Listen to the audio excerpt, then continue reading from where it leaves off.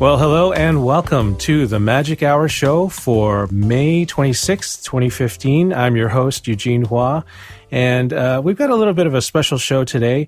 I picked this topic because I love this game. It's Monster Hunter. And parenting and Monster Hunter, I wanted to explore and discuss a bit about, how those two things go together. And so for the first half of the show, I'm going to be joined by Brad Gallaway, who is here with me now. And Brad is the managing editor of GameCritics.com. Welcome, Brad, to the show. Thank you so much for having me, Eugene. A pleasure to speak to you again. Yeah. Well, we've talked before a lot, mostly while hunting monsters. Very true. Very true.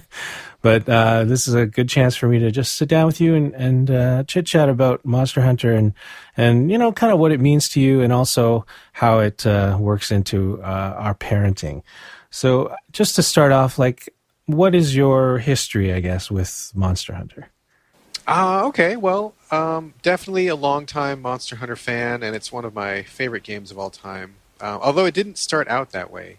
I think my very first Monster Hunter experience was seeing the trailer for the very first game way back when. I don't even know what year that was.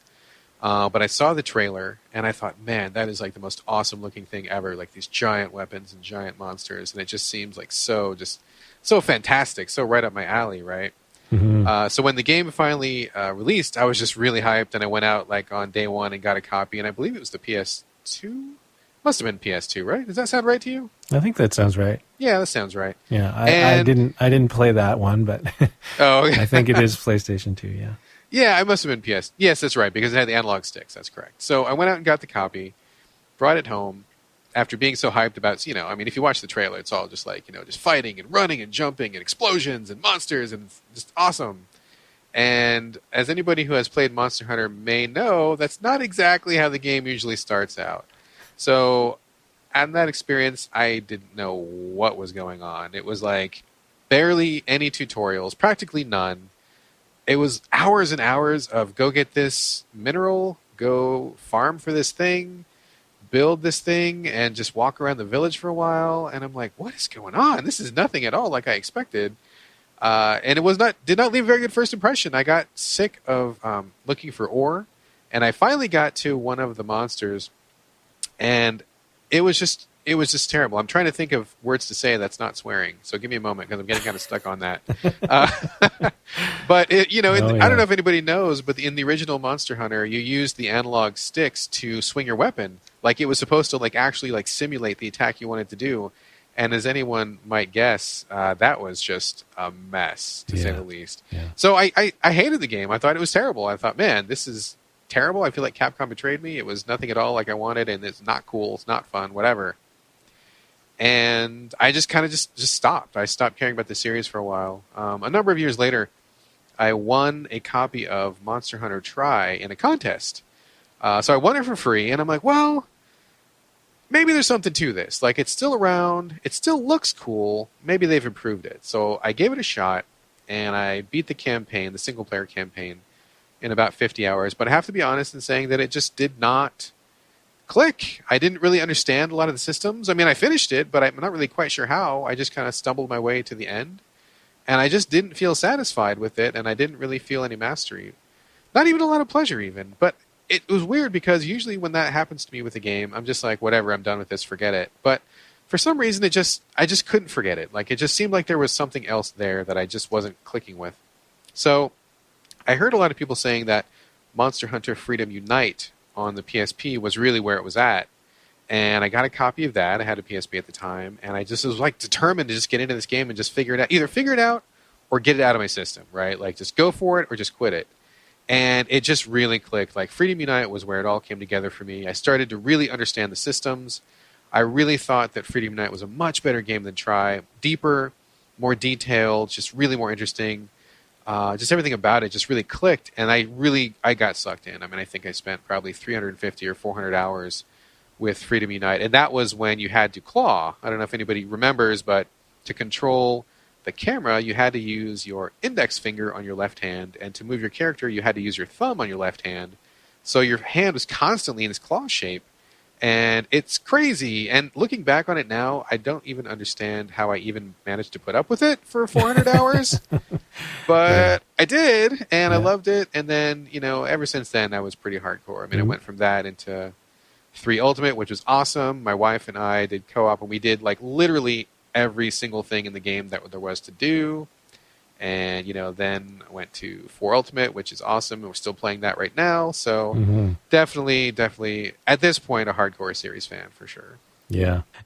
You escaped from using the claw without any permanent injuries to your hand, I guess. Yeah, at the beginning, there were a couple cramps and definitely a few sore days, but it's fine. I've nothing permanent, so I'm happy to say that. Yeah, I think Try was my entry point into the game as well, but it really clicked with me, so I didn't go on to other things. I just waited for 3U to come out. So the show is about gaming parents, and I know, Brad, that you're a parent.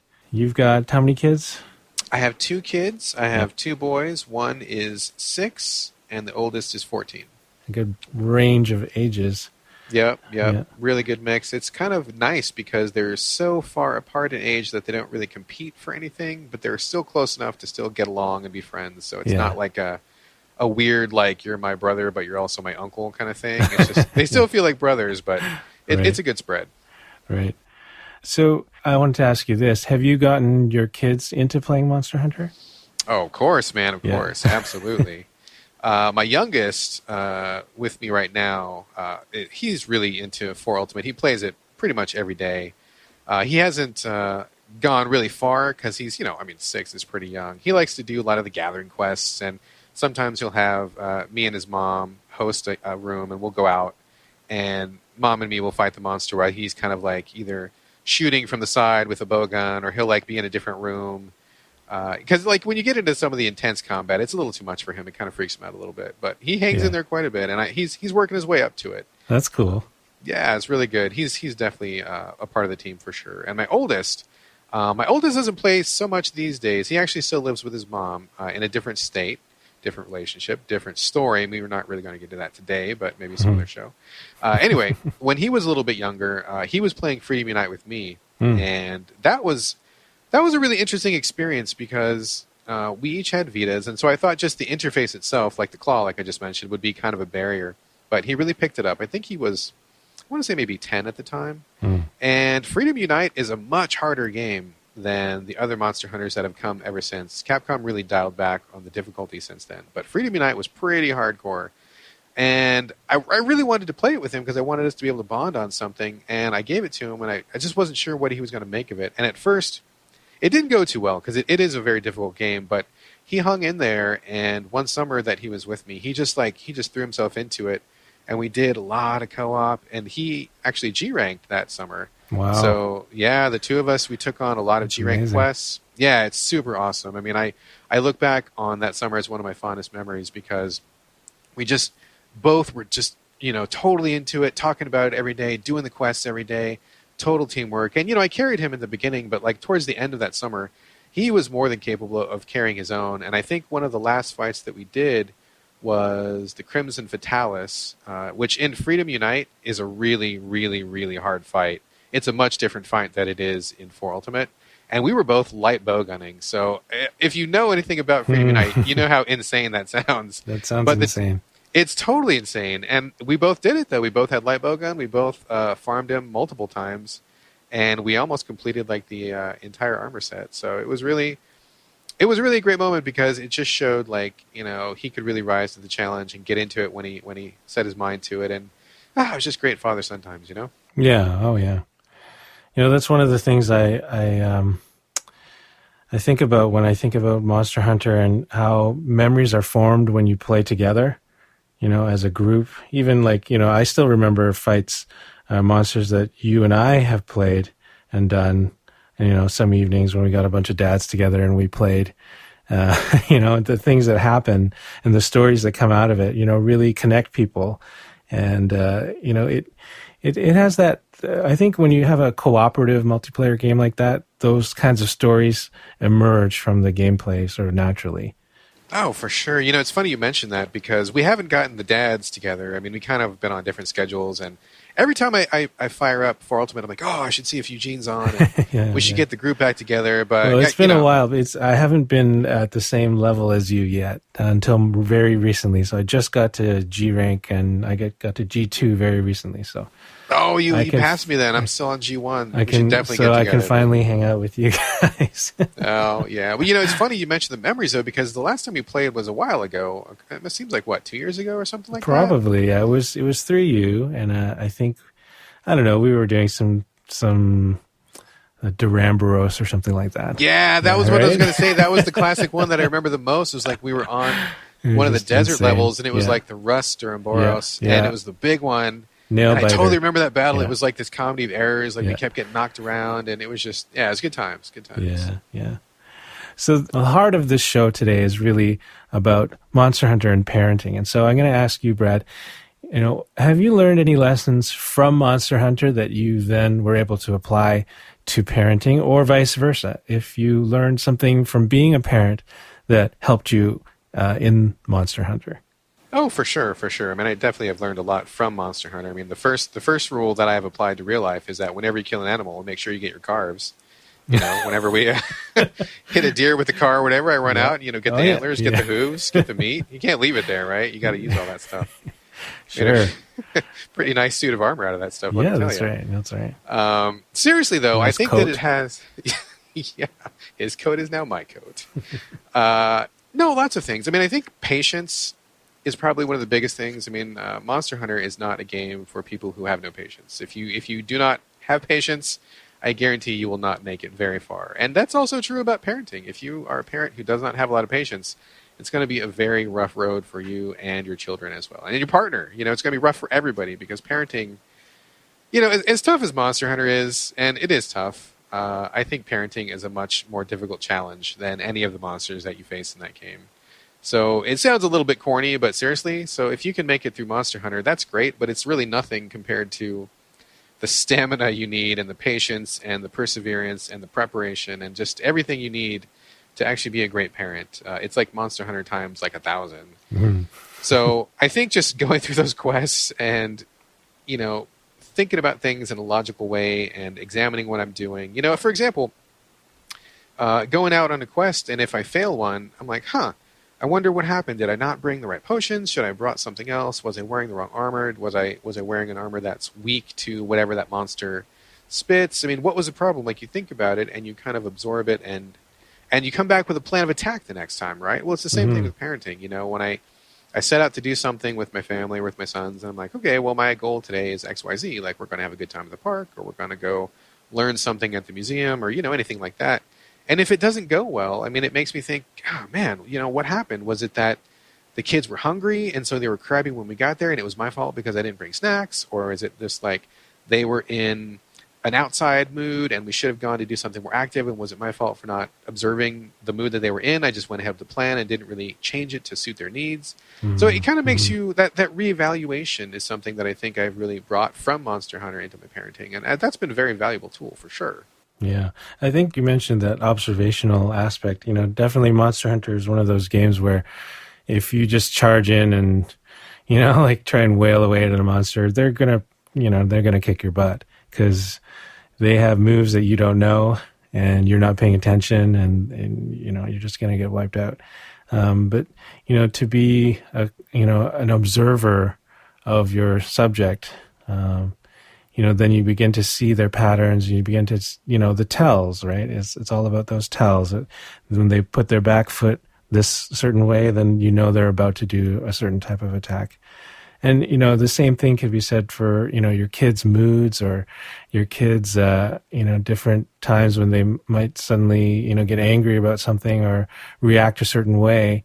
You can, if you're careful about watching them, you can start to pick out, obviously you're going to pick up on what are those things that really set them off, or like you said, did I not bring, are they hungry, or did I not feed them, or I forgot the snacks or something like that. Oh yeah, absolutely. I mean, just like any beast in Capcom's game has, I mean, kids have their tells too. It might take you a little while to learn them, and they change over time, but they certainly have them. And, I think part of being a parent is just being open to observing what's happening and being open to what your kids are telling you. I mean, I think if you pay attention, in life as in the game, I mean, you will learn so much more and you'll have a much better approach. I mean, just like you said, if you charge into any battle thinking, well, I've got my sword and I've got my couple potions, I'm just going to go there and take charge of things. And, it doesn't work like that. With parenting, you can't just think, well, we're going to do this and my kid's coming with me to do this and they're going to have a good time regardless and it's going to be great or whatever. Or maybe you don't even care about if your kid's having a good time. And that's an even greater recipe for success. I mean, I think parenting it's like partnership, I mean, partnering with your partner, of course, but also working with your child. I mean, they are going to respond to whatever you do. And if your approach is just to do what you want and not really take their tells into account and not really, if you don't pay attention to their weaknesses and their strengths, then you don't really have any information about, the quote unquote battle that it is to raise a healthy, strong kid. And it's going to be bad for everybody. You're going to get a KO in parenting. Yeah. And the thing is too, parenting, you've got a moving target, right? Your child is constantly growing, maturing, changing, and what you thought, was a workable approach, a couple months ago, now is no longer. And so, you can't get sort of set in your ways. You have to keep adapting and changing. Absolutely. You have to be flexible. I mean, just like with the game, when you change your strategy, I mean, what works for one monster certainly does not work for another. I mean, we have the different attacks, the different strengths, the different weaknesses, different tendencies, different environment, different move sets, everything. I mean, that's exactly true of being a parent. I mean, your kids, maybe one week they like pasta, the next week they hate it. Why? Who knows? But you have to be flexible. You have to be paying attention to what they want. You have to listen to what they tell you. Right. I mean, if you get set in your ways, if you think one thing is going to be set for the rest of your life and their life, you're sadly mistaken. You are going to be surprised when you get triple carded and your kid grows up and they have all sorts of emotional trauma because you're being such a sucky parent. You have to really hang in there and fight the good fight the entire time. Yeah. And bring in some help sometimes too. Absolutely. Call in a friend. Hopefully you've got a good partner who can be with you. Yeah. I mean, I don't think that parenting is really a four-man ordeal. It's more of a two-man kind of thing. But yeah, the same concept applies for sure. As we're talking about Monster Hunter, I know that we've seen Monster Hunter's popularity increase from, I guess, from Tri to 3U, and then now 4U. It seems like it's a really big success. Is there something that you would like to see in the next Monster Hunter game? Man, that is a really... What's on your wish list? Really good question. Really good question. I mean, it's hard to say because I love the game. And so even though there are things that I in my head know that need to be fixed or can be fixed, I kind of just give it... I don't want to say I give it a pass, but I think I just have become comfortable with it. And so it's tough for me to really look at it objectively these days. But I think that I would definitely like a reduction in some of the grind work. I mean, to me, I don't really enjoy like the farming aspect of it that much. For example, in Freedom Unite, I think it had the best farm out of all the games because everything you needed was in one room. And it was a little bit random, but basically all you had to do was go to this one room and you had like all your bugs, all your fish, all the minerals. I mean, everything that you needed to progress in the game was in this one place. So you didn't have to go searching around. And it was just kind of a matter of just keep hitting it and eventually you'll get what you need. And it took a lot of the extra legwork out. I mean, to me, the best part is like fighting the monsters. And I really don't mind like crafting things and, like the life sim aspect of like, well, I got to catch this fish to make this piece of armor. I mean, that's all great, but there just comes a point when I'm like, I don't really want to collect one more piece of raw meat. Like I've collected 10,000. I don't need to collect one more. Why are you making me do this? Or something along those lines. Like, you need like the glue hoppers or you need some ore that you've collected 1 billion times. And it's just like, that's not the fun part. So I would like to see that reduced. I really want to see the random rewards generator be a little more generous. One of the problems I had, and one of the problems I have with my kids when we're playing it, is sometimes we'll be wanting to make a certain weapon or a certain piece of armor, and whatever it is I need or they need just will not drop. And I mean, even some of the common stuff, sometimes we did a couple of quests. We needed just like a Lagambi part. And you know the game. Lagambi is not a high-level monster. He's not anything fancy. He's one of your bread and butter starting game monsters. And we played that thing so many times, and it would not drop. I think it was like one of the ears or something, and we broke the ears every time. And it's like, man, it's so frustrating. And for me, I mean, me personally, I needed a Zinogre Jasper in 4 Ultimate because I wanted to make the Zinogre set.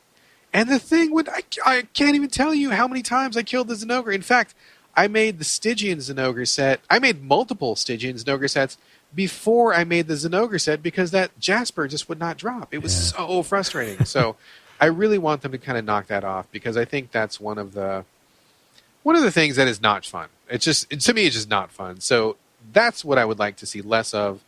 Otherwise, I don't know. I'm pretty happy with the game. I mean, new weapons, sure, whatever, and more monsters and more armor sets. I mean, I don't know. Just keep doing what you're doing, Monster Hunter, because I kind of love you. Yeah.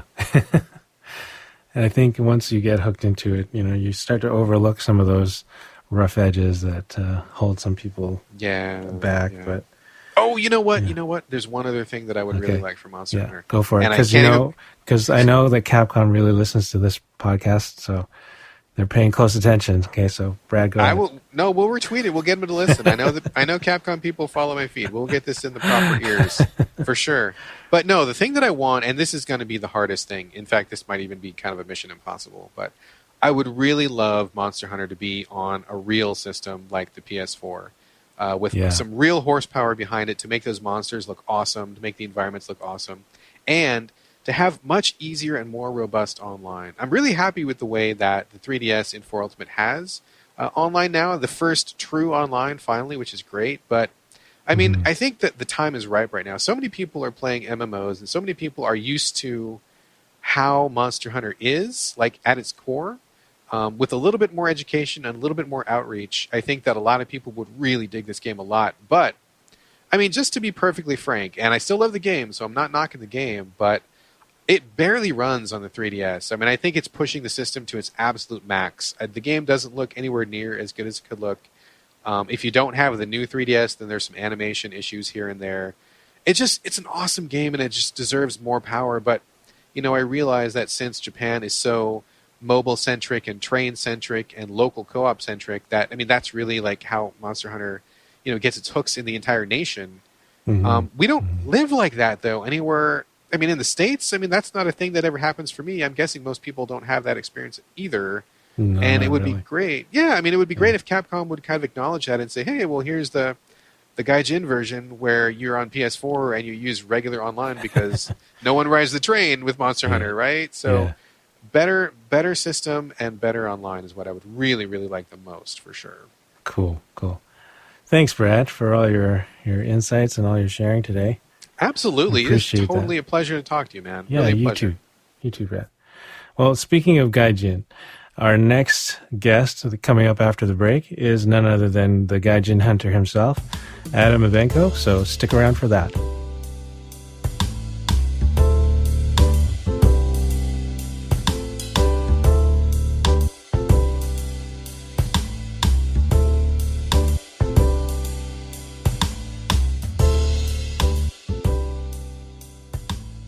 Well, welcome back. I'm here with Adam Evanko, and very pleased to have Adam here today. And if you've ever looked online for help with Monster Hunter, you'll probably come across his videos under the name Gaijin Hunter.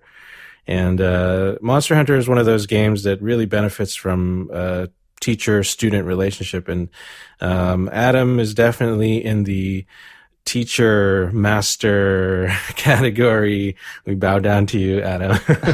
Oh, I'm still a student, forever a student, right? Yeah, that's how it goes, eh?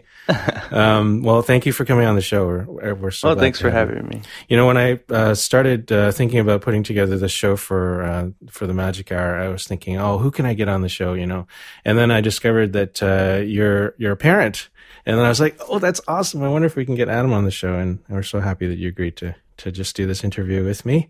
Oh, thank you. Yeah, it's kind of funny. A lot of people who follow me, when they find out I'm a father, they're like, "Oh, wow, how old are you?" Yeah. Actually, how old are you? I'm 34. Okay. Yeah, I am 42, 43, something like that. You got me beat. Yeah. You forget after a certain age, it's sort of like you have to do the math, and then it's too much for me. So anyway, so I just wanted to let our listeners know a little bit about you, Adam. How did you get started in Monster Hunter? Well, I mean, I guess it's kind of a recent development if you want to think of it in the terms of the franchise. But I've lived here in Japan now for 13 years, a little bit over 13. So Monster Hunter was always sort of one of those things that was, around me, right? Mm-hmm. Unfortunately, I was focused on my studies. I didn't have a PlayStation Portable. So I knew it was there. I never really touched it. And I think there was one, I think it was Portable Third on the PSP. I tried it once and I was like, ugh, and I didn't like it at all. Right. And I didn't touch the series again after that for like ever. And then the Nintendo 3DS came out and I really, really loved the Nintendo 3DS. So when the next big one, which was Monster Hunter 3G out here, so I got into it even later than even Try. When that came out, I said, I'm going to give this an honest shot, and I want to see what it's all about. Right. And after 8 hours, I was about to sell the game. I hated it. I didn't get it, and no. And then I had one coworker take me out to lunch, and he had not been playing it, but he had played the series, and he's like, maybe you're going at the game wrong. And we talked for about an hour, and he sort of got my mind in the set of what type of game it really is, because the game it doesn't do much better now, but it did a very good job at teaching you that kind of stuff back in 3G. No, it did not. So with a little bit of tutorage, I went back in there, and I think it was maybe 5 hours later, it clicked. And when it clicked, that was just the end of my life. So, yeah, there's that point in the game where there is a point where it clicks. And yeah, if you don't get to that point, then most people fall off, I think. Yeah, and I don't think that it's necessarily that you need to put in the hours in order to hit that point. I just think it's a matter of how long does it take until someone helps you either figure out the loop or you just stumble upon it. Mm-hmm. Now with a recent game, it's actually much, much better. So I think that problem is getting more lessened, but it's still kind of there. Yeah. Well, I mean, with all the videos that are out there, including yours, for people to access to help them to get started, I think it's made the game much more accessible in that way. Yeah, I agree. I like the community. Yeah, it was kind of weird because back in 3G or 3 Ultimate for the West, there wasn't Wi-Fi, and everybody in my office was at work because I work full time. They were all done playing Monster Hunter. They were taking a break. So I had to play the whole thing solo because I had no one to play with. So I sort of went into the series solo. So it gave me an interesting perspective on the game. Yeah, for sure. I think I started in Try when it came out on the Wii. And I was like you, I was very excited to try this game out, and I got the box with the classic controller pro and everything. I'm like, okay, I'm ready to go. And then I played about, like you, I probably put in about 4 or 5 hours. And at one point, I was out just in the, I hadn't even done really anything. And I was out and, the Banabra came and I was trying to I thought they were bugs, right? Because they're bugs. Right. And I thought I was supposed to catch them with my bug net. And so I'm trying to catch them with my bug net. Nothing's happening. And I was like, what is going on? And then they shocked me and then I died. And I was like, what? And I gave up. I actually stopped for about 4 months. Oh, wow. The Banabra got you. The Banabra got me. And then I found some podcasts. I started listening to them. And actually, I discovered 8-4 Play as well. They did their Monster Hunter special. And I was like, oh. Yeah, it was that special that got me and actually to give it an honest shot. It was them talking about the big Jen Moran battle that got me all excited. Yeah. So I was like, okay, I got to give it another try. And then so I looked online for help and stuff like that. I think it's pretty typical in the West, especially where no one else really that I know plays this game.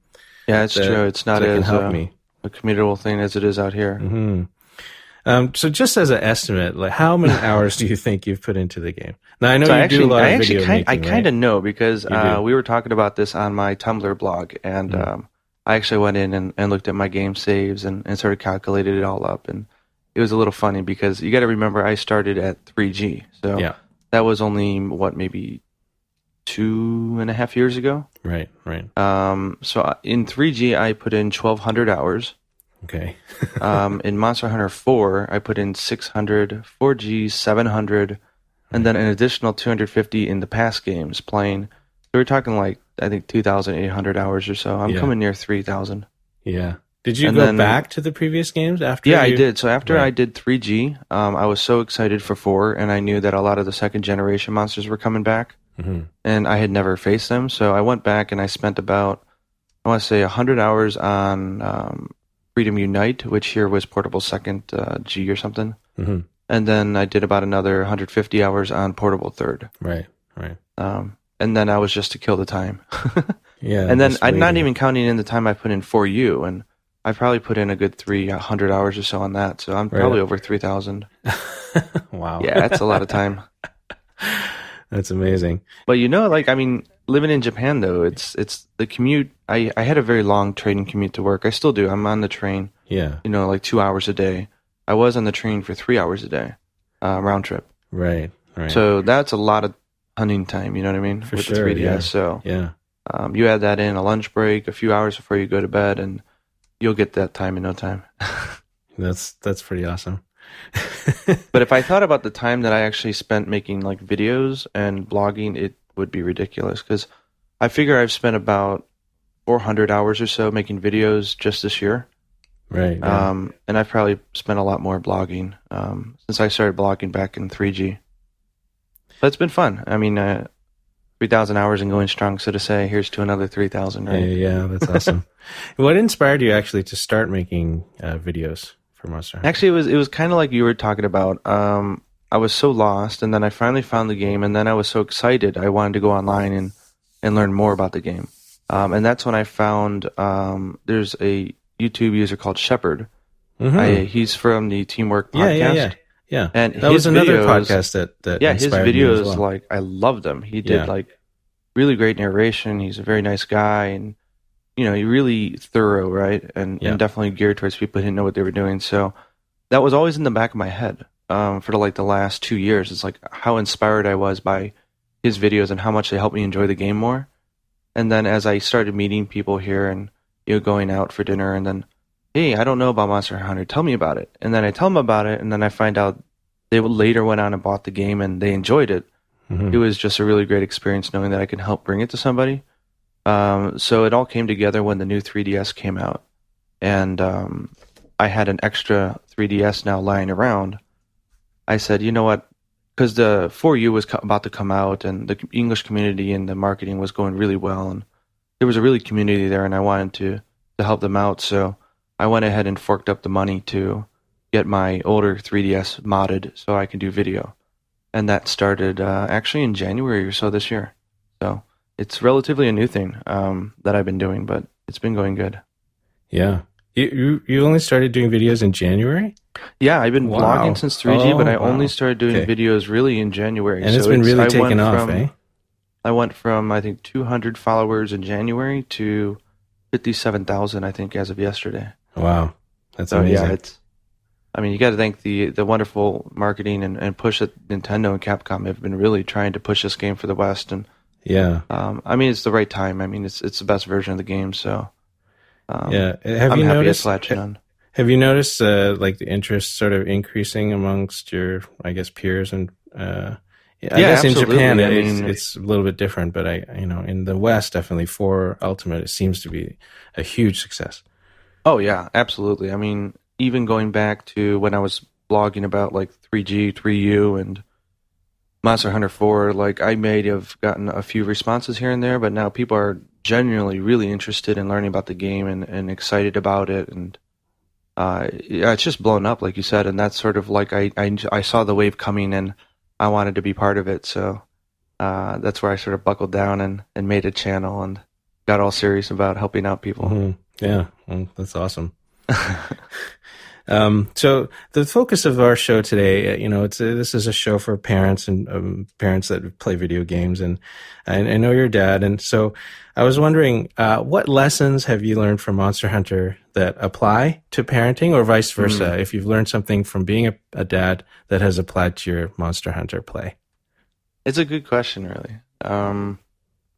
One of the I guess I'll take both. So like one of the things I guess I've learned from the game that I've been able to apply to parenting, because this is my first child, is the same thing that happened with, I think, myself with Monster Hunter, is that even though it's a game, it kind of relates to everything in life. Like, don't expect like your daughter or son to just understand things the first time. Like, parents often will try to explain it to a child, and they're like, "See, it's easy, and you should know it by now." And I see a lot of other parents that they might get frustrated if the child doesn't quite get it the first time, and that's just not how things work, right? Learning starts with being told.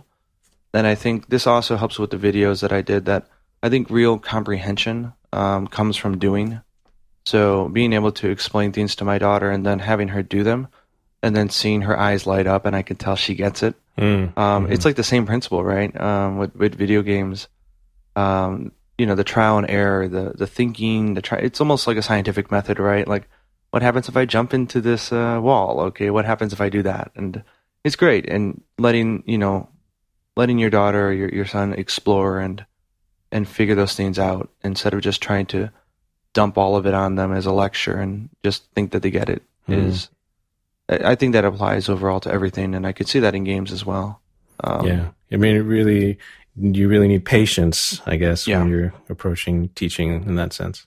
Yeah, so I think the flip side, right, like with having a daughter, and trying to help educate people about Monster Hunter, it's taught me exactly that, like to be more patient with people, especially if I'm in a room hunting with people who are obviously inexperienced or they're not sure what they're doing. I don't really get frustrated by it at all. It's just one of those things that I think being a parent, you get a lot more patient. You sort of have to learn to. Yeah. But another thing that I was just thinking about was that, being a parent, you tend to value your time a lot more, right? Like, for example, you only get a few hours to game a day. You see your child grow up. Moments are only there; they're always fleeting. So, I still do. I kind of focus on the micro game and like the really detailed calculations and stuff. And I'll do articles on them, but I've actually learned more now to just enjoy video games. Like, try to realize that my time with a video game is pretty precious, and it's not always there. I don't always get the chance to play, so when I'm gonna play, I try not to overthink it, and I just try to have a good time. And that's overall been really great for me as a gamer. I mean, I don't really get stressed out gaming. It's exactly what it's supposed to be, which is fun. That's a good advice. It's kind of like you want to just step back and take a look sort of at the big picture of why it is you're doing this, and as a hobby or for fun, and not get too bogged down in the little micro things of it. Yeah. I think maybe like the student or the college student or the single person, like maybe they have a lot of time to game, so they don't mind going really deep in there. And if they have a 2-hour play session that's not very productive, it doesn't really matter in the long scheme of things. But for me, I really want to get to the essence of the game and enjoy it. So I actually find that I play larger games now more on easy mode than I ever used to.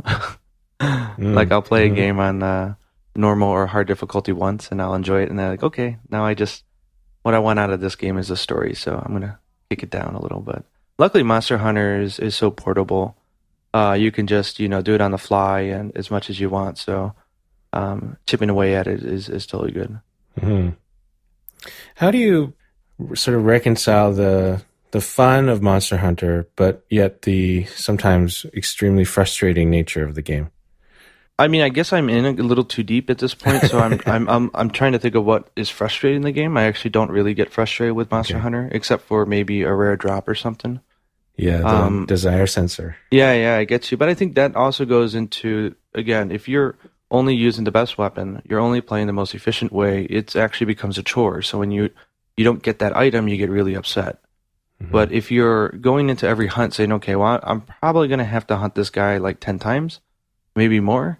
So every time I'm going to use a different weapon, I'm going to try something new. I'm just going to mess around and have a good time. I think you find that you can have fun in the meantime, So you're really never losing or not getting what you want. You're always having a good time. Yeah, that's good advice. It definitely changes the game almost completely when you change the weapon. Yeah, exactly. It's a total new game. I mean, I played with one weapon for hundreds of hours, and then when I switched, it was like I just opened up a new game. It was just like, ooh. and that continued for over 1,000 hours. So, So I don't know if you have yet. If you've your daughter is young still. Have you introduced her she's to 6 years Monster old. Hunter, or are you planning to introduce her to So Monster Hunter? it was really funny. Back in elementary, they asked her, what does your father do? And she's like, he's a monster hunter. And she thought that was my job because she knows how much I love it. So That's I think awesome. around 3 or so, she wanted to just jam on the button. So I let her kill her first monster. I did all the direction, and she just poked it with a lance. Yeah. And she thought that was fun. But to be honest, she hasn't really gotten into video games. She plays on the iPad a lot, but she hasn't really gotten into 3DS yet.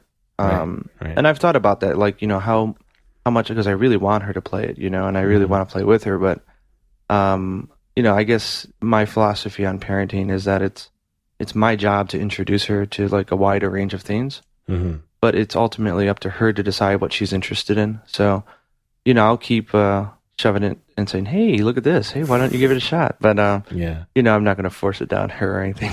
No, yeah. But if she picked it up, it would be a dream come true. For sure, right? Oh, yeah. And then she can use some- me. She's going to school. Hey, Daddy, here's my 3DS. Go make that outfit for me.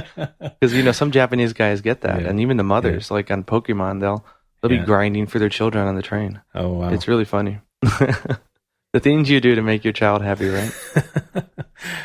I think for me, like my strategy for my kids, mine are older. They're 10 and 12.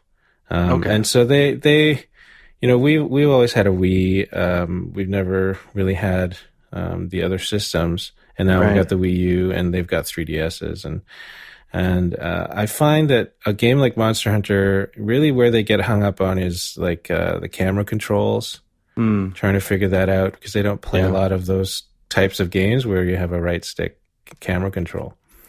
Yeah, So it's true. It's a sort game of that like does I'm demand a lot. trying to introduce some other games with that same kind of mechanic to them, so they get used to that kind of thing. I think Splatoon is going to help a lot in that respect. Oh yeah, for sure, right? Auto Just aiming, moving around around. in a 3D space.